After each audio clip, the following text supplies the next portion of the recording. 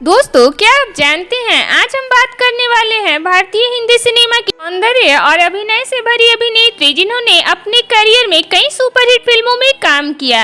एक ऐसी अभिनेत्री जो फिल्मों में काम करना बिल्कुल नहीं चाहती थी, लेकिन अपनी मां के कहने पर वो इस फील्ड में आई। तो वहीं इस अभिनेत्री के लिए फिल्मों में आना काफी चुनौतियों से भरा रहा, क्योंकि इस अभिनेत्री को अपने करियर की शुरुआत में ही कई बार रिएक्शन का सामना करना पड़ा, क्योंकि ये उस समय काफी दुबली पतली हुआ करती थी। लेकिन इन्होंने हार नहीं माना और अपनी कड़ी मेहनत से ये बनी बॉलीवुड की ड्रीम गर्ल। लेकिन क्या आपको यकीन होगा कि इस अभिनेत्री की खूबसूरती के दीवाने उस दौर में दो बड़े एक्टर संजीव कुमार से लेकर जितेंद्र जैसे एक्टर रहे। लेकिन इन्होंने शादी किया एक शादीशुदा दो बच्चों के पिता धर्मेंद्र से। हालांकि ये रिश्ता इस अभिनेत्री के माता पिता को गवारा नहीं था, पर इस अभिनेत्री ने उसी एक्टर से शादी किया और बन गई उनकी दूसरी पत्नी। लेकिन आपको जानकर बड़ी हैरानी होगी कि इस एक्ट्रेस ने शादी के बाद अपने दोनों सौतेले बेटे सनी देओल और बॉबी देओल को करती हैं अपनी मां के जैसा प्यार। और क्या आप यकीन कर पाएंगे कि इस एक्ट्रेस को उसी दौर के एक बड़े डायरेक्टर राज कपूर ने देखते ही ये कह दिया था कि ये एक दिन बहुत आगे जाएगी। तो बताएंगे और भी बहुत कुछ, आप बने रहे हमारे साथ वीडियो के अंत तक। तो अब तक तो आप पूरी तरह वाकिफ हो ही गए होंगे कि आज हम बात करने वाले हैं 70 और 80 के दशक की काफी खूबसूरत अभिनेत्री हेमा मालिनी के बारे में। तो हेमा मालिनी का जन्म 16 अक्टूबर 1948 को तमिलनाडु के अम्मान कुंडी में हुआ था। तो हेमा मालिनी के पिता का नाम B.R. चक्रवर्ती था और उनकी मां का नाम जया चक्रवर्ती। तो वहीं हेमा मालिनी का पूरा नाम हेमा मालिनी R. चक्रवर्ती था, जो कि उन्होंने आगे बदल कर हेमा मालिनी कर लिया।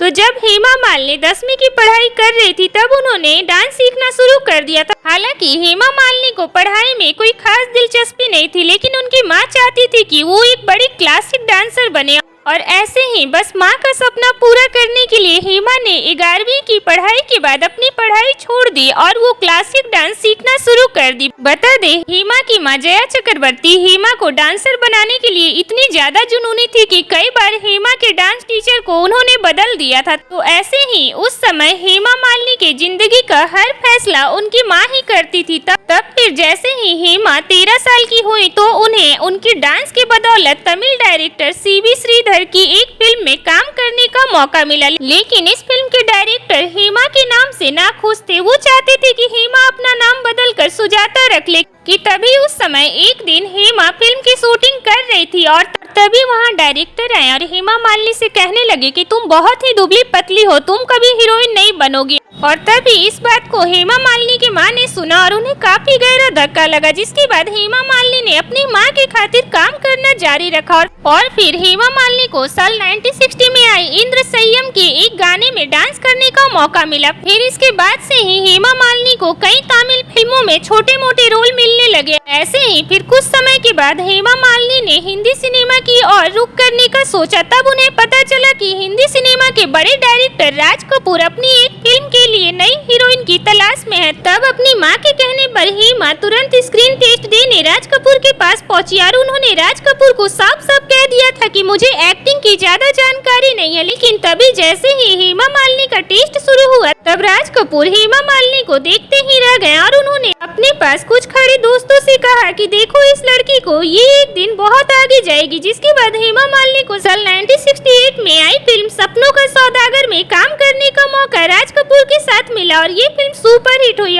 और इसी फिल्म के बाद हेमा मालिनी की खूबसूरती और बेहतरीन एक्टिंग को देखकर उन्हें पहचान मिली, जिसके बाद फिर उन्होंने कभी पीछे मुड़कर नहीं देखा। और फिर उन्होंने साल 1972 में आई फिल्म सीता और गीता में काम किया। वहीं इस फिल्म में हेमा मालिनी डबल रोल में नजर आई थी और इस फिल्म में उनके चुलबुले और शांत स्वभाव को दर्शकों ने काफी पसंद किया था। फिर इसके बाद हेमा मालिनी ने जोशीला, जुगनू, जॉनी मेरा नाम, त्रिशूल, सत्ते पे सत्ता, शोले, ड्रीम गर्ल जैसी सुपरहिट फिल्मों में काम किया। तो ऐसे ही फिल्म शोले की शूटिंग के दौरान उसी दौर के मशहूर एक्टर संजीव कुमार ने हेमा मालिनी को शादी के लिए प्रपोज किया था, जिसे हेमा मालिनी ने ठुकरा दिया था, क्योंकि उस समय हेमा मालिनी उसी दौर के एक्टर धर्मेंद्र के प्यार में गिरफ्त थी। जिसके बाद संजीव कुमार को हेमा मालिनी के इस रिएक्शन से इतना गहरा धक्का लगा कि उन्होंने ताउम्र कुमारी रहने का फैसला किया। साथ ही हेमा मालिनी का नाम उस समय एक्टर जितेंद्र के साथ भी जुड़ा। बता दे उस समय हेमा मालिनी धर्मेंद्र को डेट कर रही थी, पर उनके परिवार वालों को धर्मेंद्र बिल्कुल भी पसंद नहीं थे, क्योंकि वो शादीशुदा होने के बावजूद 2 बच्चों के पिता थे। तो ऐसे में साल 1974 में हेमा की मां ने उनसे जितेंद्र से मिलने को कहा, क्योंकि हेमा की मां और पिता चाहते थे कि हेमा की शादी जितेंद्र से हो। हालांकि हेमा मालिनी इस शादी के लिए कुछ ज्यादा इच्छुक नहीं थी, लेकिन फिर भी अपने माँ पिता के लिए हेमा मालिनी जितेंद्र के साथ शादी करने के लिए मान गई। हालांकि जैसे ही जितेंद्र और हेमा मालिनी शादी करने वाले थे कि तभी धर्मेंद्र को इस बात की भनक कहीं से लगी और वो